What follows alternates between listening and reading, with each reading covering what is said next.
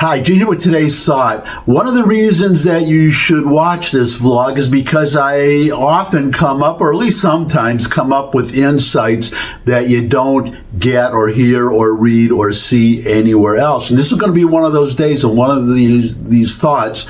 This is going to be a pretty short one, by the way, also. Sometimes they're short and succinct and to the point, and as I said, something you don't get anywhere else. And this has to do with the New York Times. Those of you who actually read the New York Times, or even if you don't, it's because it's been reported, there's been a lot of pushback against the New York Times, their op-ed section, because they published an editorial, an op-ed piece, an opinion piece by the mayor of Gaza City. The mayor of Gaza City, of course, is they don't have elections in Gaza, so appointed by Hamas. So Hamas-appointed mayor of Gaza City was able to publish an editorial, an opinion piece in the New York Times talking about how, well, basically this is the New York Times after all, blaming Israel for the suffering of the Palestinian people or the Gazan people, never mind. And you can be sure that editorial does, if you haven't read it, does not blame Hamas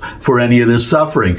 But my insight, what is interesting to me is, okay, they published this this editorial, just uncritically published this editorial by the Hamas-appointed radical Islamist, Jew-hating, Israel-hating, genocide-promoting mayor of Gaza City. They published that, but you think back a while when the Black Lives Matter riots were going on, and Tom Cotton, Senator Tom Cotton, United States Senator, he had an opinion piece in the New York Times.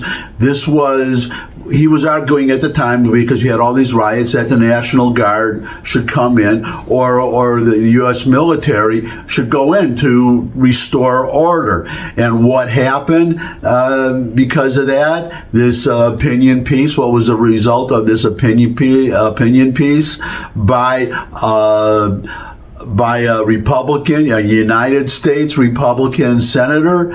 The New York Times, they apologized. Number one, they apologized for the editorial.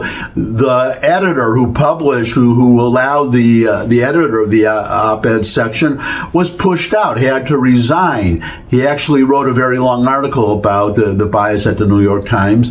But the point is that he was pushed out. So the differing treatment here, you get the welcome mat is put out for you, the red carpet, if you're a radical Israel-hating, genocide-supporting, Hamas-appointed, or let's be, terrorist organization-appointed mayor of Gaza City.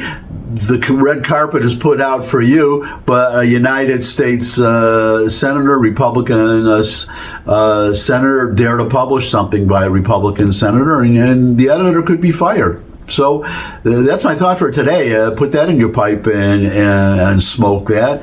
It's just astonishing to me, but not really, well, put it this way, it's dismaying, it's very sad, but not surprising, coming from the New York Times. And that's my thought for today. Thanks for stopping by. If you could subscribe, that would really be great. Share this video with anyone you think would benefit from it, but most of all, come back and see me again. I look forward to seeing all of you again, and until I do see all of you again, bye.